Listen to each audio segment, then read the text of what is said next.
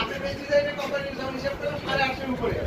তো ভাই এই 850 কোম্পানি যদি এমনের মধ্যে কাজ করে, এই যে 3 কোটি কৃষক বাঁচবে না মরবে? বাঁচবে। সবাই দায়িত্ব নিয়ে কাজ করবে, তাই না? আপনি পারবেন না সবার সাথে কাজ করতে পারবেন না। 10 জনকে নিয়ে ভালো কাজ করতে হবে, 10 জনকে নিয়ে করেন, নাকি? ওকে, ইনশাআল্লাহ। আছে প্রেজেন্টেশন?